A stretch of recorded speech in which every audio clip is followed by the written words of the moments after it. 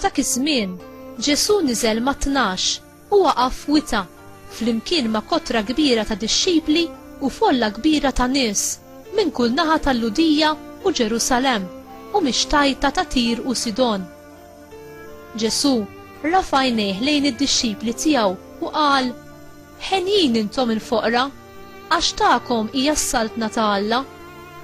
Ħenjin intom li għalissa bil-ġuħ għax għad tkunu mxebbejn.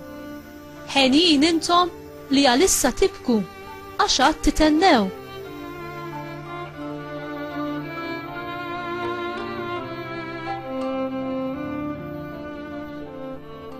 Ħenjin intom meta minħabba bin il-bniedem in-nies jobodukom, jaqtawkom minn magħhom, jajrukom u jwarbu isimkom bħalli kieku kien xi ħaġa ħażina.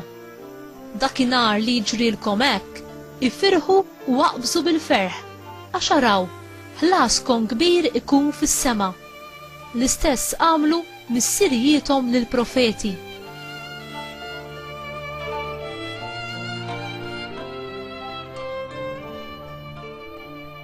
Imma ħażina likom intom Lonja għax il-faraġġ tagħkom ħadtuh. Ħażina likom intom li għalissa mxebbejn għax għad tkunu bil-ġuħ. Ħażina likom intom li għalissa tibku għax għad tnewħu u tibku. Ħażina likom meta kulħadd isemmikom fil-ġid għax l-istess għamlu missirijiethom lill-profeti folozz. Il-kelma tal-mulej tifħir lilek Kristu.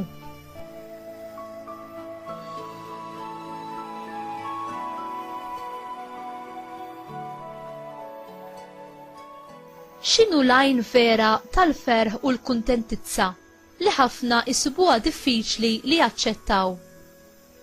Ġesu jibda it-talim tiegħu fuq kif tgħix biex tiret is-saltna tas-sema billi jindirizza il-punt ta' fejn wieħed jista' jsib il-ferħ veru. Il-kelma ħenjin letteralment tfisser mimlijin bil-ferħ jew imberkin. It-triq ta' Ġesu li twassal għal dan il-ferħ vera imma titlob trasformazzjoni minn ġewwa, konverżjoni tal-qalb u l-moħħ li jisseħħ biss b'deċiżjoni personali u bid-don tal-Ispirtu Santu. Kif inhu possibbli li wieħed isib il-ferħ fil-faqar, fil-ġuħ, fin-niket u fil-persekuzzjoni?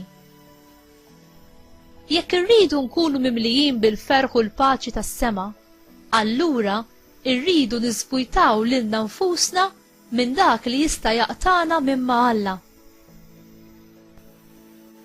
Il-bniedem li huwa fqir fl-ispirtu għandu spazju għal preżenza ta' Alla fih. Din tnissel ferħ etern li jibda minn hawn u jkompli għall-eternità. Dan il-ferħ ma jifmux min ma jduqux. Huwa ferħ li lanqas minn daq ma jista' jfissru. Jista' biss jistieden lill-oħrajn biex huma wkoll iduquh aktar milli jippruvaw jifhmuh b'moħħhom. Xi biċċa kejk tajba, inutli tipprova timmaġina jekk għandix toma tajba jew le. Sakemm ma tasalx biex inti dduqa ma tistax it-tema u għalhekk tiggusta.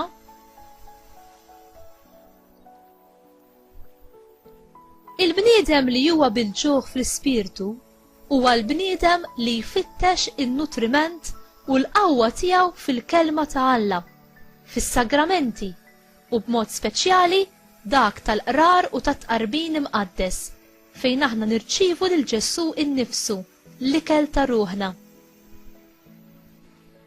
Il-bniedem li jitnikket u jibki fuq ħajja moħlija u fuq id-dnub huwa bniedem li jasal għal indiema sinċira.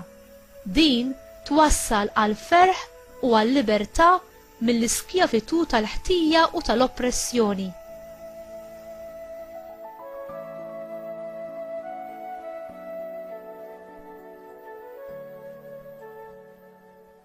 Alla jirrivela lilu nnifsu lil dawk li huma umli f'qalbhom.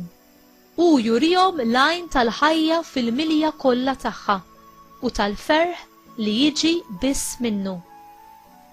Ġesu iwiegħed lid-dixxipli tiegħu li dak li ser induqu fil-ġenna se jkun ħlas bil-wisq ogħla għat-tiġrib u liebes li jkollna ngħaddu minnu biex ngħixu kif iridna hu.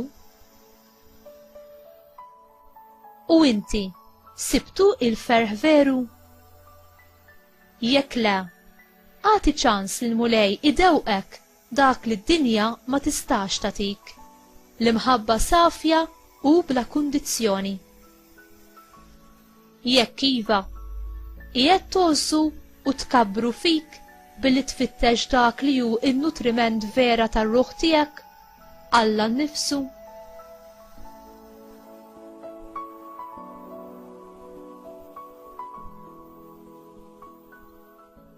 Mulej, kabbar il-ġuħ tiegħi għalik u kompli urini kif għandi ngħix fl-imħabba tiegħek.